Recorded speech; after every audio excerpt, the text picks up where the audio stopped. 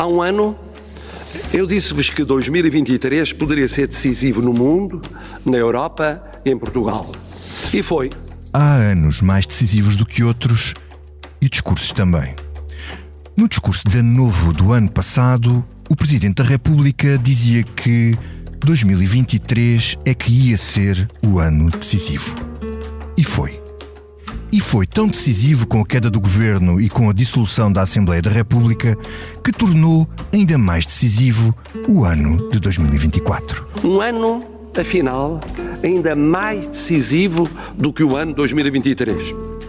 E que todos desejamos possa ser diferente de 2020 e 2021. Marcelo falou e disse. Parece que não disse muito e é verdade que não podia dizer muito mais em período eleitoral. Mas disse o suficiente para bons entendedores, como é que o nosso caso, como este elogio velado ao governo com uma criticazinha agrafada na ponta de uma frase.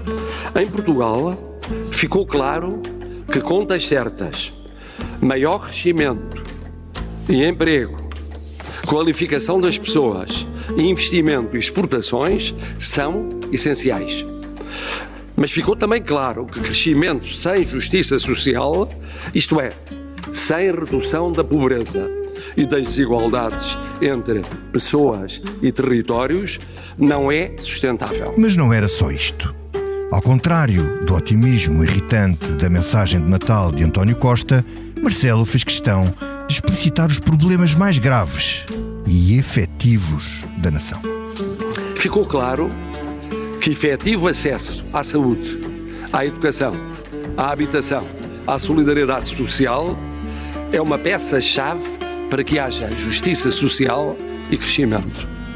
Saúde, habitação e educação. A nova trilogia das crises a que o próximo governo terá de dar resposta.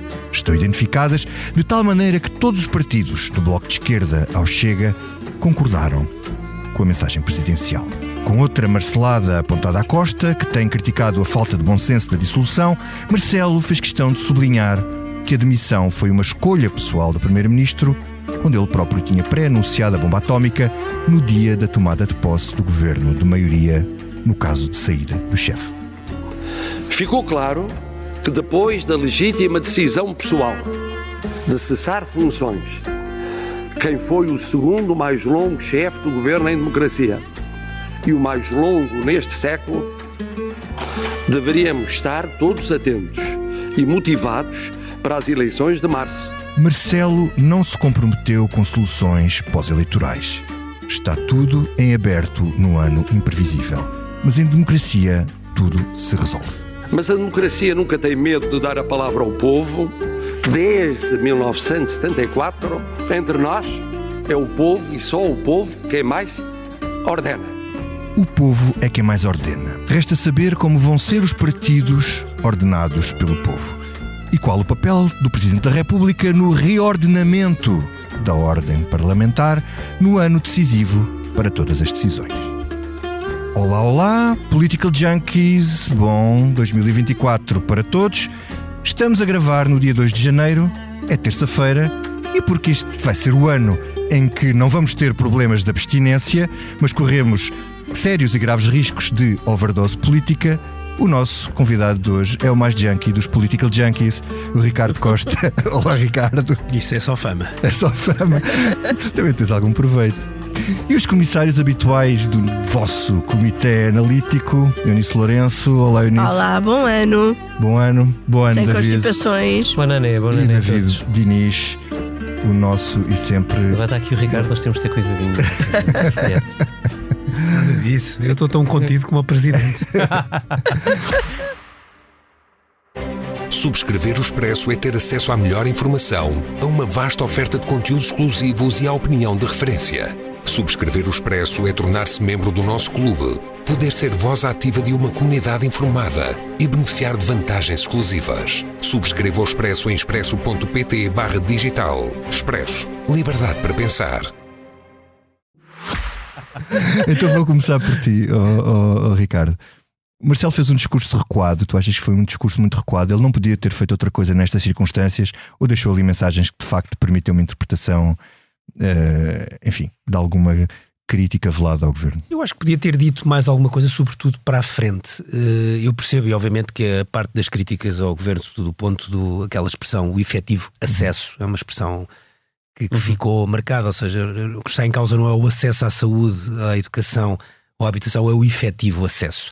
E esse conceito, que não é propriamente um conceito novo, mas o facto de o Presidente ter colocado na mensagem é importante, e eu acho que é uma expressão que vai ficar, que é para perceber, sim, estas coisas estão desenhadas, a lei diz isto, mas depois, na verdade, as coisas são mais difíceis de acontecer. E isso é uma questão que vai perseguir, não só é o governo que ainda está em funções, como os próximos, atenção. O tema do efetivo acesso à saúde, à educação, à habitação e outras, ou à justiça, vão preocupar e dar muito trabalho a vários governos, na minha opinião, nos próximos muitos anos, porque há questões ali muito, muito estruturais.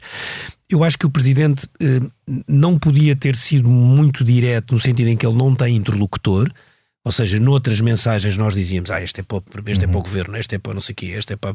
Aqui não, porque ele não tem interlocutor, no sentido em que o governo está em gestão, portanto ele não sabe quem é o próximo governo, não sabe quem é o próximo líder da oposição, não sabe quem é que sobrevive a esta vaga eleitoral, é possível que haja lideranças que mudem, e portanto teve que fazer uma coisa bastante mais implícita do que explícita. Não tinha condições para fazer uma coisa mais explícita. Ainda assim, eu acho que ele podia ter dito uma coisa que começa a haver muita ideia, sobretudo em jornalistas, comentadores, nós, a ideia de que estas legislativas podem depois ter uma segunda volta.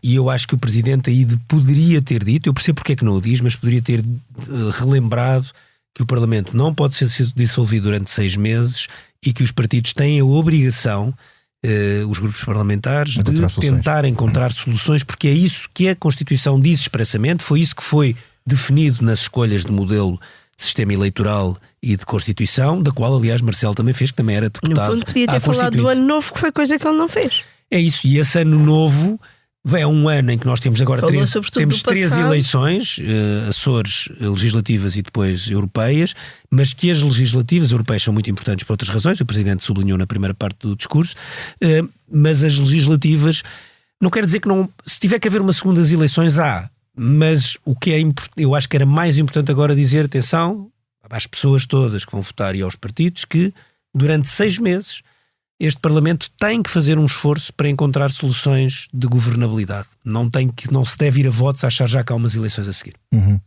Eunice, Marcelo devia ter ido mais longe? Eu acho que sim, acho que há várias coisas que o Presidente podia e devia ter dito. Se o Primeiro-Ministro falou, como foi acusado pela oposição, de um país que não existe, Marcelo falou do passado e não falou do tempo que existe, que é este tempo que agora estamos a viver, é este ano 2024, aquilo é uma mensagem de ano novo, não uma mensagem de ano velho, e preocupou-se muito em apontar várias coisas em que teve razão na mensagem para 2023, mas falou muito pouco do futuro, e falou tanto do passado, que falou do antes do 25 de Abril, para depois lançar os 50 anos de 25 de Abril, mas eu acho que o Presidente podia e devia ter falado mais do momento que vivemos. Como o Ricardo estava a dizer, não tem propriamente um interlocutor neste momento, mas podia e devia, acho eu, falar para os partidos. E falar para os partidos incentivando-os a serem assertivos, claros, transparentes nas suas propostas.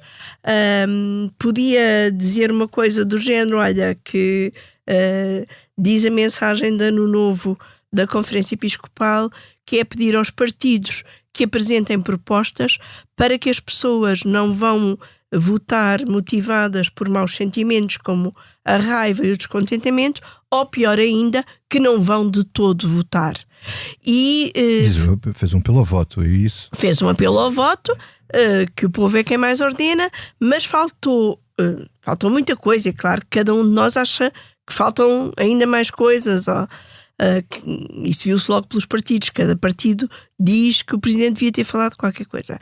Eu acho que podia e devia ter falado para os partidos, motivando-os a isto, à clareza de propostas, a dizerem realmente aquilo que prometem para o futuro, seja nas áreas que ele referiu, como a saúde, a educação e a habitação, seja noutras, como a segurança social, por exemplo. E isso faltou. Eu achei que o Presidente, se calhar achei isto também um bocadinho em função daquilo que têm sido as suas últimas intervenções. Acho que o Presidente já está com saudades do Primeiro-Ministro. E é quase como que já me habituei a este, já estávamos aqui, já nos conhecíamos, sabíamos como lidar quando corria menos mal, e agora vou ter que me habituar a outros e não sei bem o que aí vem. E como não sabe bem o que aí vem, não falou para ninguém. David, a mesma pergunta.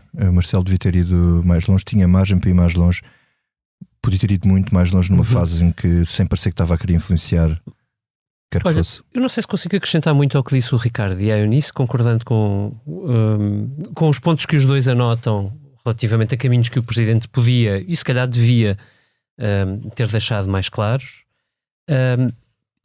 Nomeadamente o ponto do Ricardo, que é, quer dizer, vamos ter 6 meses sem que o Presidente possa dissolver, portanto vejam lá, é preciso entendimento, e o Presidente aliás já fez noutros momentos, até quando recebeu o Governo para aquela cerimónia tradicional de Natal, ele fez um elogio do diálogo, do diálogo que foi possível, e como é que ele e o Primeiro-Ministro atual ultrapassaram divergências e a importância que essa negociação teve para bem de todos. Podia ter usado essa mesma fórmula, era bastante simples na verdade e não condicionava particularmente o futuro.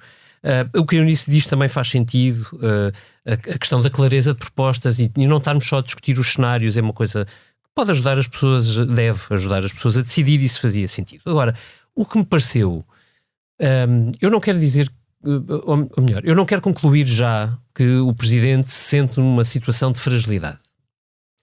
Mas quando o Presidente da República usa uma mensagem de Ano Novo para assinalar, ou se quiser sublinhar, que o Primeiro-Ministro saiu por uma escolha pessoal e que ele não teve alternativa, aquilo soa-me um bocadinho a um Presidente. O que o PS tem dito.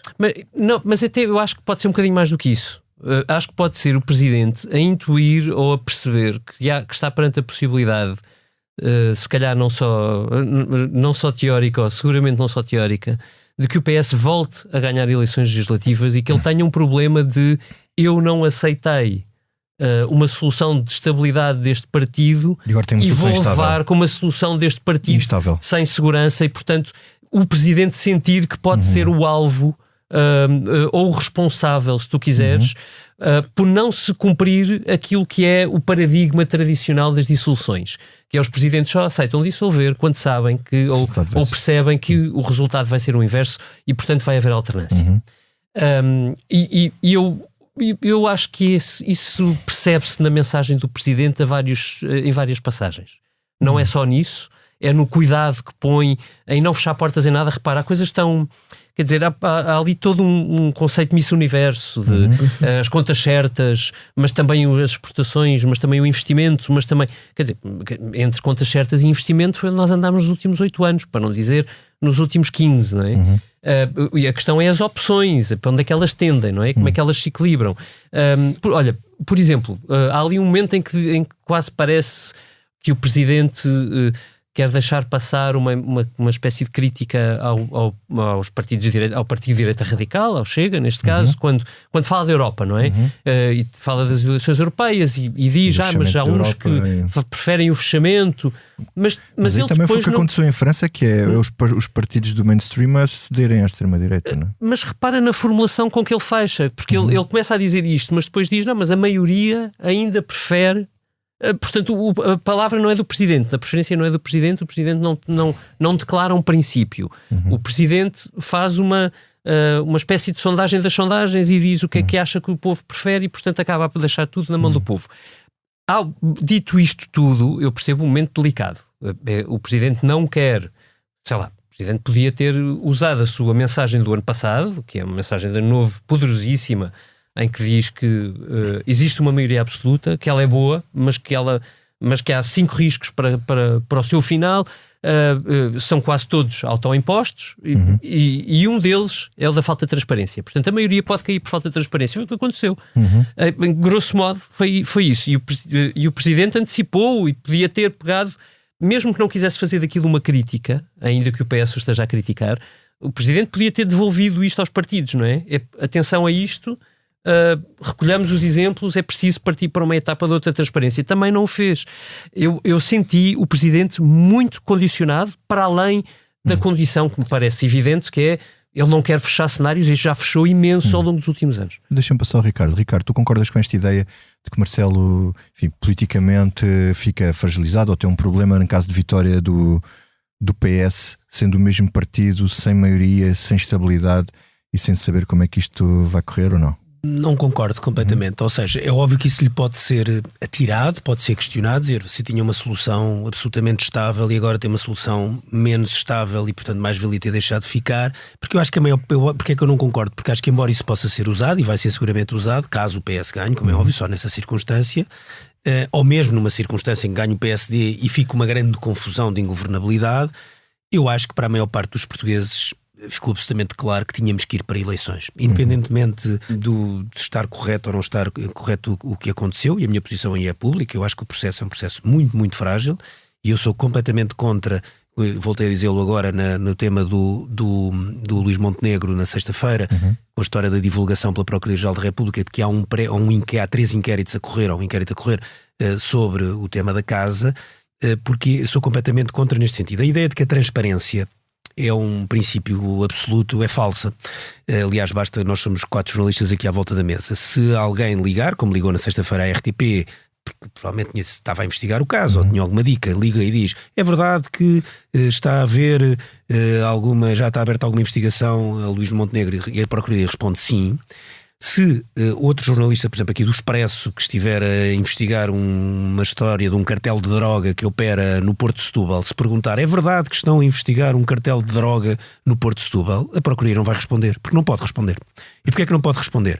Porque acha que isso, não tenho certeza, vai prejudicar a investigação. Se for um cartel de droga, se for uma coisa de tráfico de armas, de tráfico de seres humanos, de crime organizado, de crime violento. E nestes casos, que não são obviamente isto, não é? De políticos, acha que o princípio da transparência deve ser total. Eu discordo, acho que o princípio da transparência deve existir, sobretudo a partir do momento em que há investigações e há constituição de arguidos. Por exemplo, no caso de Luís Montenegro não há nada, não há rigorosamente investigação nenhuma. E este princípio é um princípio complicado.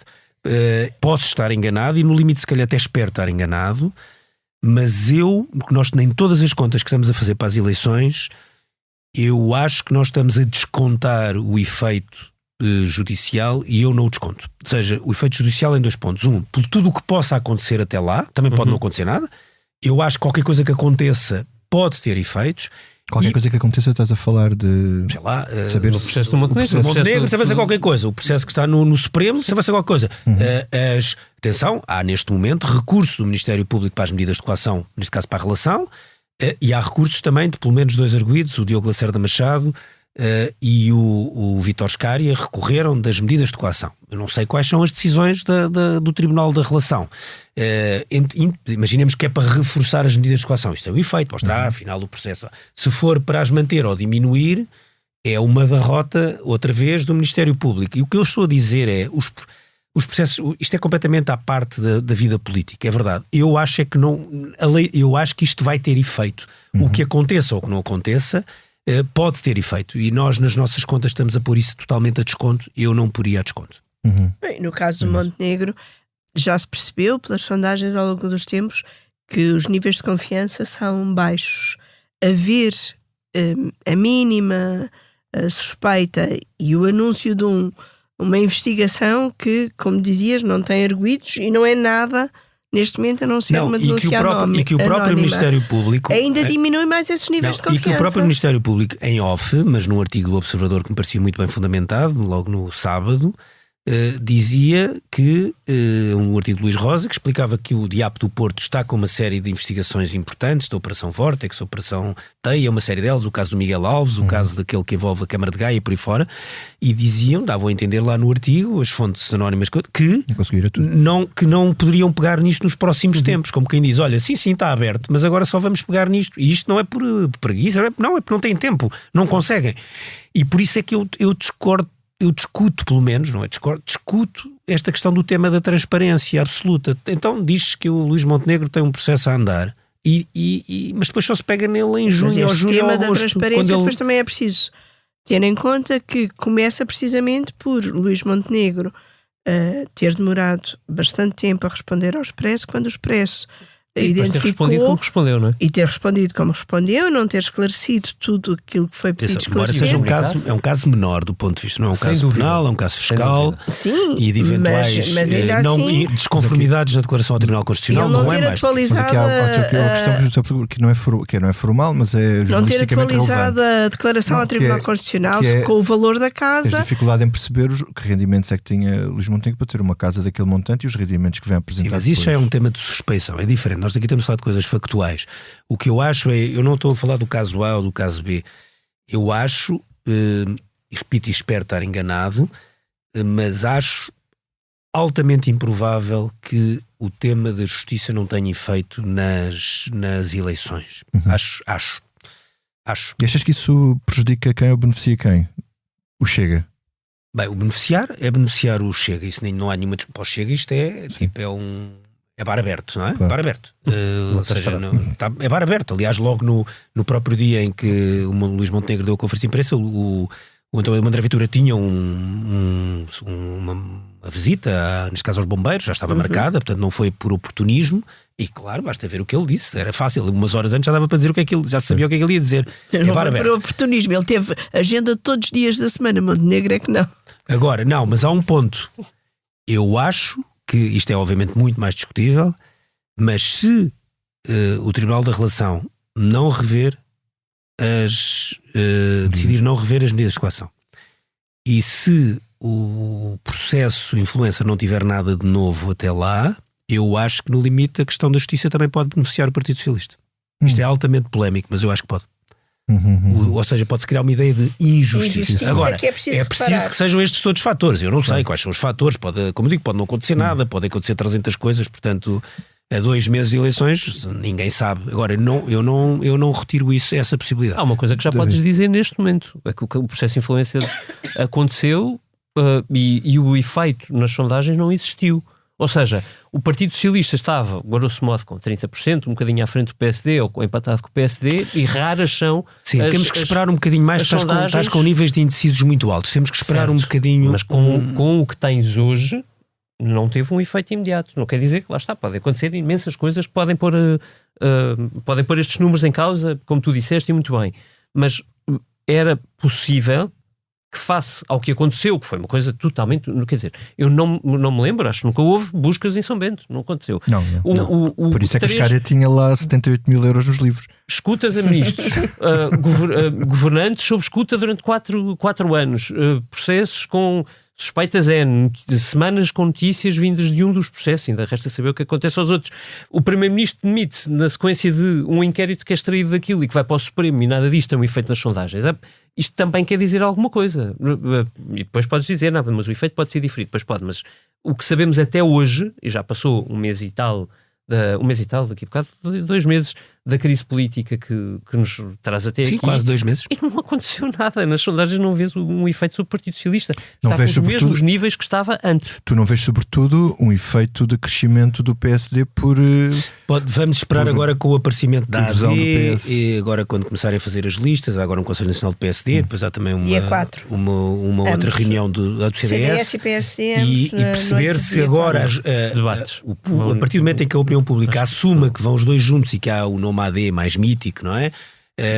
Com muita Sim, mas importância. isso só diz aos velhos, quer dizer, bem quem vota, mas pode ou não ter o efeito, não sei, veremos, temos que ver qual é esse efeito, como há o Congresso do Partido Socialista e depois há um Congresso do Chega, e é importante começar a ver, quando agora as máquinas começarem a carburar.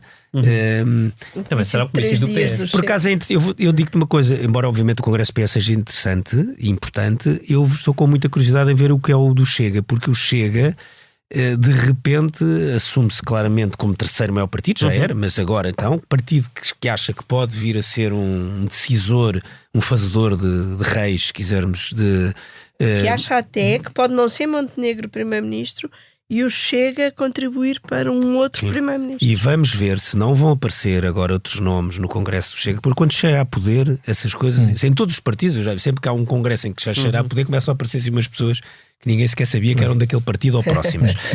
Vamos ver se não aparecem alguns nomes já de E ministriáveis. vamos também ver gente quem dessa. são os independentes que o PSD também ainda tem para apresentar, porque aqueles que já conhecemos, é um bocadinho como diz o Vítor sobre o que é que a AD significa, que só os velhos é que se lembram. Quer dizer, Daniel Bessa foi ministro há quê? 30 Eu anos. acho Em 95, 20 e anos? foi pouquíssimo 30. tempo, foi em 1995. Sim, E foi muito quase pouco 30. tempo, ele demitiu-se logo a seguir por causa de uma história que não sei se lembram qual foi a história, que é divertida, as pessoas hoje vão se rir. Foi porque o António Guterres tinha no programa que os hipermercados iam fechar ao domingo, o Daniel Bessa era completamente contra, e tinha razão. Ele tinha razão, porque não faz sentido, como hoje qualquer pessoa será um absurdo porque é que os hipermercados, mas na altura achava-se que era assim que se protegia o comércio local. Como está mais provado, o comércio tradicional de bairro a sobreviver não é pelos supermercados estarem fechados ao domingo, mas na altura deu uma grande polémica, até porque o Daniel Bessa tinha trabalhado com a SONAI, e portanto isso deu uma grande polémica, e é aí que depois avança, se não me engano, o Augusto Mateus para ministro. Sim. David, Pronto, depois desta história sobre supermercados. Não, a única coisa que eu posso acrescentar, eu acho que estamos face ao nível de indecisos e à inamovibilidade, acho que é assim que se pode dizer, dos estudos de opinião. Os debates nesta eleição vão ser francamente mais decisivos do que outros fatores. Acho que um congresso do PS não mexe muito, acho que o congresso chega é o que é. Acho que as pessoas estão um bocadinho, deixam passar essas tens os coisas. debates e tens as campanhas, Eu acho que os debates aqui vão ser realmente importantes. mas vocês, quer dizer, como é que Eu perspectivam... confesso que Diz. também tenho uma enorme curiosidade. Eu aqui estou um bocadinho sozinha. Eu estou muito curiosa sobre os Açores. Acho que é uma eleição muito interessante e que, Mais bucólica. ainda que seja muito bucólica, mas enfim, eu também sou de um sítio onde há bruma. Ainda que seja uma realidade muito diferente Sim, do pode desencadear todo nacional, é uma realidade que vai Todo um ser debate. usada na campanha e que pode ter implicações, porque a formação Depende das de governo coligações nos que Açores houver nos vai Açores. depender provavelmente de coligações e alianças que terão de ser feitas quando já estamos em campanha eleitoral na E vai ter, República. vai ter efeito no discurso, sobretudo. Eu não sei se tem um efeito prático, mas vai obviamente, contaminar. Aqui contaminar não é no mau sentido, é obviamente que o que acontecer, imaginemos que ganha o PSD sozinho, vai dar uma ideia logo, o PSD também pode ganhar cá. Imaginemos que o PS reverte e ganha o PS. Sim, está bem, sozinho E a sentido AD AD. original, com Claro. PPM e tudo. Imaginemos que é o Chega que tem que fazer o governo com o PS. Portanto, obviamente tudo o que acontecer nos Açores vai dar argumentos para a campanha. Ainda assim eu acho que depois os eleitores no todo do país, incluindo nos Açores, para as legislativas depois votam de outra maneira, não é igual. David, vou-te pedir uma antevisão. Quais são as tuas apostas para o quadro que sai das eleições, as mais prováveis? Sporting campeão em maio. Ou já ganhou o campeonato de Natal, quer dizer, já Por não é mim mal. pode ser Sporting campeão em Abril, que é para podermos depois encarar o resto da época com relativa tranquilidade, não é?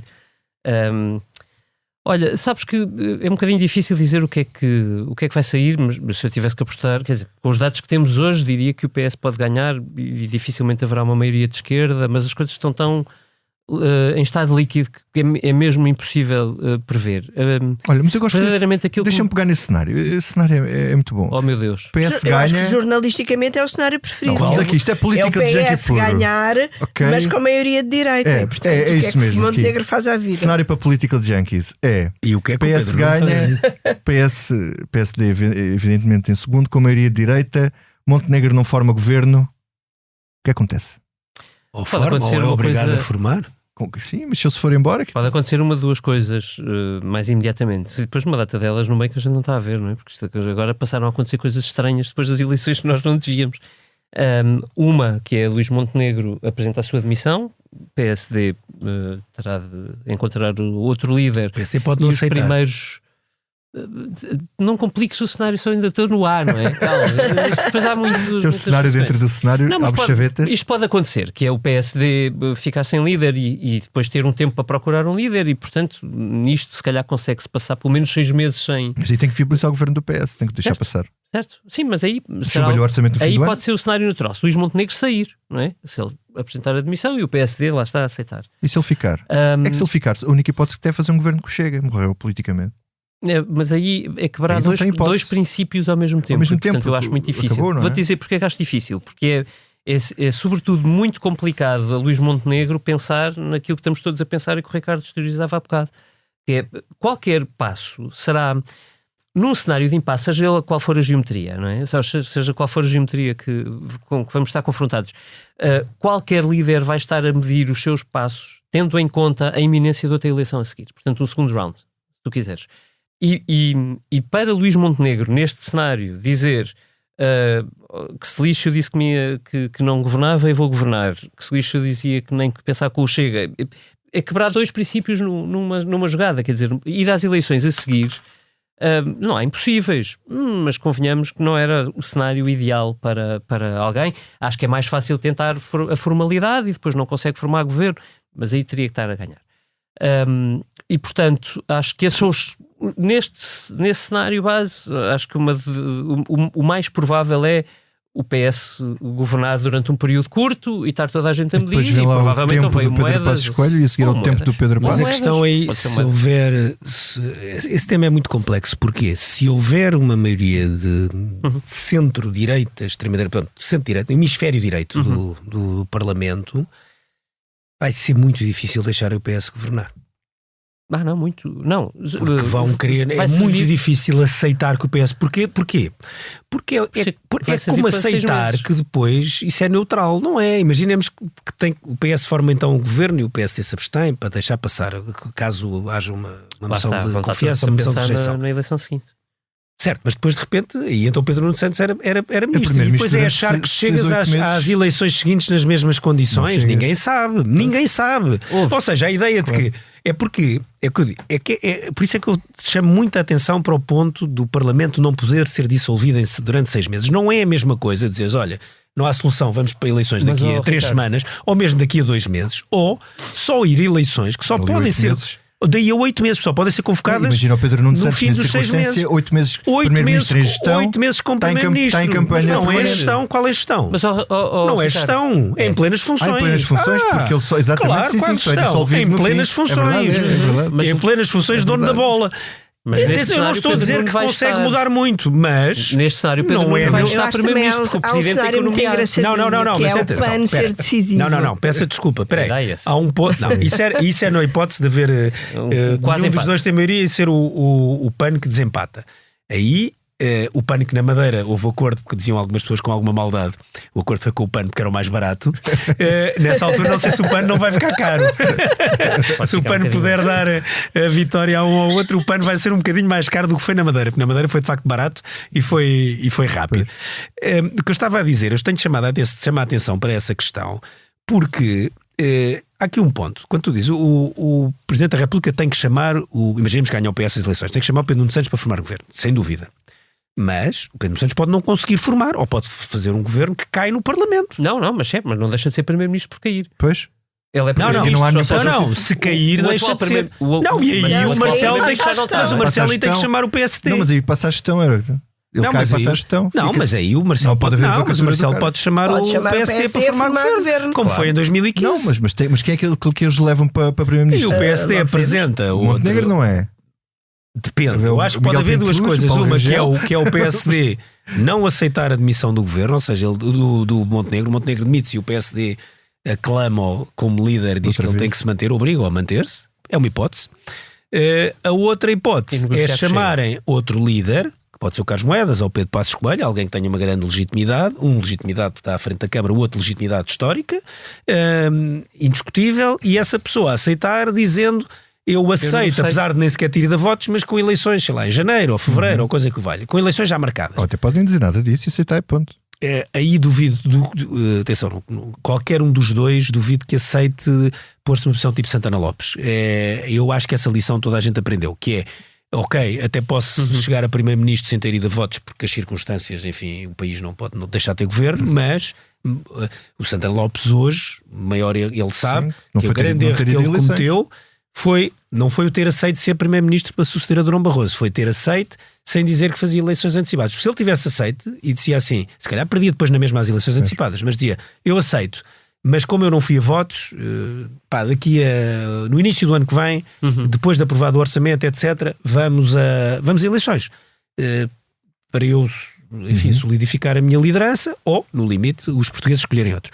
Portanto, isso eu não acho impossível. Ainda assim, eu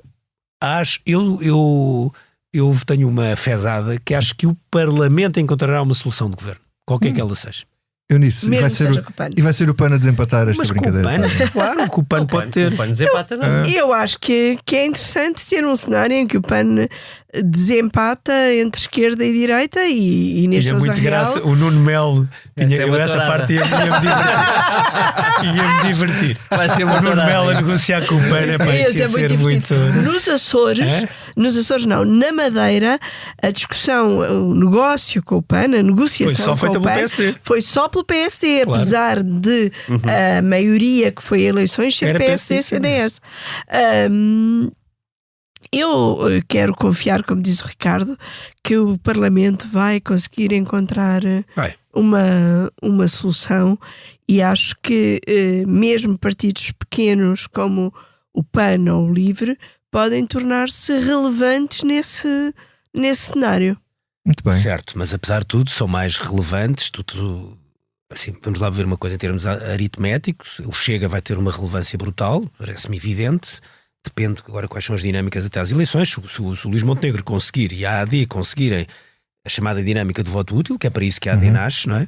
A AD renasce para isso, não é para mais nada, é para conseguir voto útil e criar uma onda de que quem está no centro-direita deve votar e ser útil para tirar o PS do poder. Portanto, deixa ver o que é que isso acontece. Mas, portanto, há a questão do Chega e há a questão da Iniciativa Liberal. Que Não faz nada com o Chega. Portanto, se o Chega estiver na equação, a Iniciativa Liberal Tem sai. de estar fora. vamos Depende ver. de qual iniciativa liberal, acho que há porque eu acho que Rui Rocha está com um problema de identidade.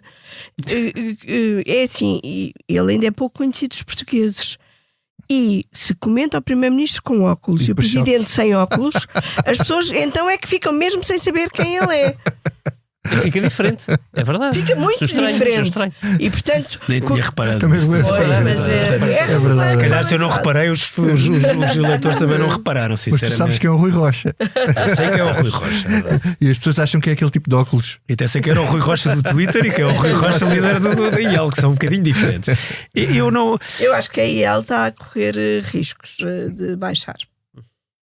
De baixar ou de não crescer? São duas coisas diferentes. De baixar mesmo, porque eu acho que o Chega pode. Teve 4% nas últimas eleições. E voto útil na AD também, não é?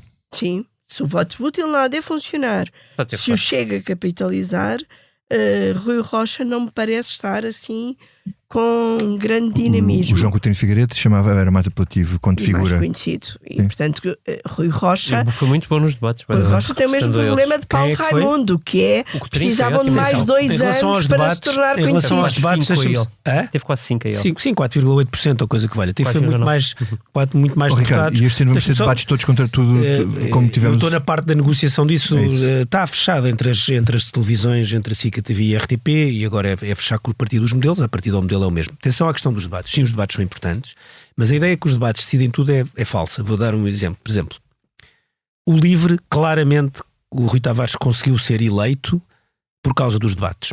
Parece-me evidente, ele tinha corrido mal, que tinha sido, enfim, a Joacim tinha desviado o avião do LIVRE e ficaram sem acesso ao avião e, portanto, as pessoas que tinham votado no LIVRE tinham se sentido um bocado enganadas, mas o Rui Tavares conseguiu restaurar isso. Mas, por exemplo, o líder do CDS, o célebre Chicão, teve 8 debates, 2 dos quais em generalista, com o PSD e o PS. O debate com o PS foi o segundo debate mais visto, portanto foi o debate mais visto a seguir ao debate PS-PSD, que deu em todas as televisões. O debate foi o do atual Primeiro-Ministro com o Chicão, num domingo à noite, na SIC. Foi o debate mais visto de todos.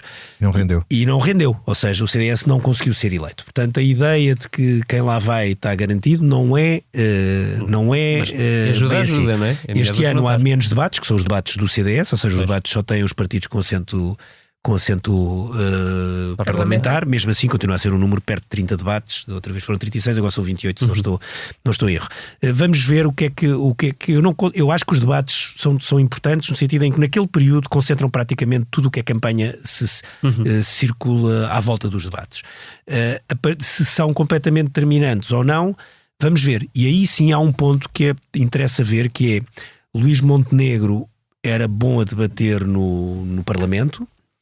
Foi um líder parlamentar, enfim, com também com vigor. problema de personalidade. Agora, não sei como é que é em televisão. O mesmo para Pedro Nuno Santos, que é um tipo com claramente força, aquilo que se pode chamar força. Muito bom para Congresso. Para levantar uma sala, mas nos debates televisivos não sei se tem a mesma capacidade de argumentação e jogo de cintura, não sei. É interessante ver como é que os dois vão conseguir debater, quer no debate entre os dois, quer nos outros debates com o André Ventura, com o Rui Rocha, com a Catarina Martins, por aí fora. Claro. E há muitos líderes novos nesta campanha, que é outra coisa interessante. Catarina Martins não, Mariana Mortágua, desculpa. Então, é agora. Vamos ao que não nos sai da cabeça. E, Sr. Deputado, é algo que não me sai da cabeça e acredito que é essa a minha única preocupação. Ricardo, comece por ti. O que é que não te sai da cabeça? Eu vou repetir um pouco uma ideia que já disse antes. O que não me sai da cabeça é o tema da justiça. Eu acho que a justiça ou o próprio Ministério Público vão concluir uma coisa, e ainda bem que vão concluir sozinhos. Não vai ser por interferência externa, não vai ser por nenhuma reforma, não vai ser por nenhuma alteração legal. Eu acho que o Ministério Público, no próximo ou a próxima Procuradora-Geral da República, vai rever, sem nenhuma norma, sem nenhum papel interno, a questão esta ideia da publicidade ou da transparência de qualquer caso. E vai fazê-lo internamente, e eu acho que é a melhor coisa. Eu sou completamente contra ideias de reforma, de interferência, de legislação. Isto não se faz por fora. Isto tem que ser o próprio corpo judicial a perceber que algumas das suas ações têm consequências para além do que eles próprios Isso não tem a ver com formalismos legais nem com nada disso, tem a ver com uma forma de tem a ver com uma forma de prática e liderança que eu acho PGR? que suavemente vai ser feita. Ou seja, eles nunca vão dizer que fizeram mal, nunca, seja agora o caso do Montenegro, seja outro, nunca vão dizer, também não faz sentido, nunca vão dizer isso, também nunca vão dizer que mudaram, mas eu aposto que as regras internas, a prática interna, para ser mais correto, vai acabar por mudar, porque no fundo perceberam ou vão perceber que podem ter consequências, alguns dos seus atos destes banais, não é de comunicação, não é atos de investigação, esses têm que continuar, como é óbvio, têm consequências para além do que imaginava. Eunice, o que é que não te sai da cabeça? Olha, também podia aqui repetir-me uma coisa que eu já disse nesta edição, que é o apelo dos bispos para que os partidos sejam responsáveis e concretos, de forma a que os eleitores não votem por raiva, mas diversifique um bocadinho. E não me sai da cabeça que este ano, na passagem de ano, lá no meu oeste, não houve tiros. Que é uma tradição.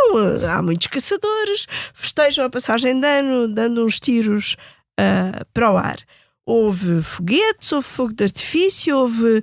Estão-se a guardar para as eleições. Tipo se calhar as eleições que vão dar tiros. E eu quero pensar mais positivo, ser aqui uma otimista de serviço e pensar e desejar que isto seja um bom prenúncio, que não se esteja a guardar nem para as eleições, nem para nenhuma circunstância, e seja um prenúncio de menos tiros este ano, que é aquilo que não nos parece provável olhando para o resto do mundo. Isto é claramente quem não mora na margem sul. David.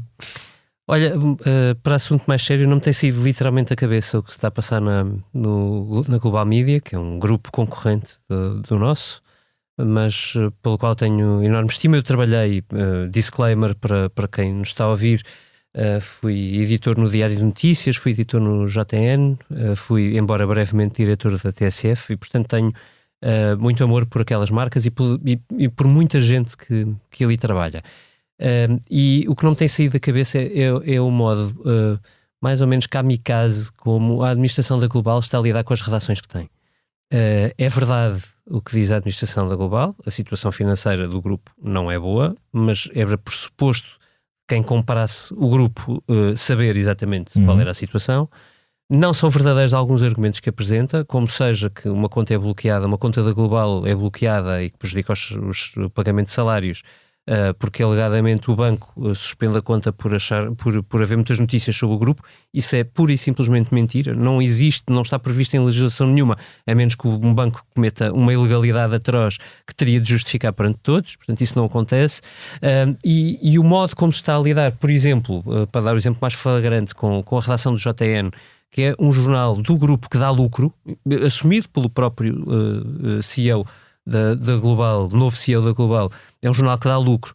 lidar com ele ditando ordens de cima que implicam dispensar todos os colaboradores de um dia para o outro, que são o ADN do JN, ou mandando suspender, sabe-se lá por quanto tempo, tudo quanto é presença de opinião dentro da TSF, a mim parece-me absolutamente inimaginável. E como eu não consigo encontrar sequer uma justificação lógica para o modo louco como está a ser geridos ativos, porque as pessoas são os principais ativos da empresa, é literalmente acabar com eles, e isso não me tem mesmo saído da cabeça. Aproveito para deixar daqui um abraço gigante para os nossos amigos que para lá trabalham. Obrigado, David. Um grande abraço para o pessoal da Global Média e esperemos que este ano, afinal, seja melhor do que se perspectiva. A mim não me sai da cabeça o fogo de artifício do fim de ano, em que eu vi à Beira Rio, e o primeiro prémio Tinha tiros ou não? Não tinha tiros, olhava-se a margem sul, não se viu tiros, os mas caçadores o grande prémio era aquilo que parecia Montijo. Parecia o melhor fogo de artifício do Montijo, que rivalizava com o de Lisboa. Mas agora a sério, o que não me sai da cabeça, e vocês daqui a uns tempos vão perceber, é o André Ventura, e nesta nova fase que ele não é só oportunista no radicalismo, ele é oportunista na moderação. Esta nova persona frequentável de André Ventura é muito interessante verificar que ele não fala de castração química, esqueceu-se da pena perpétua, da imigração.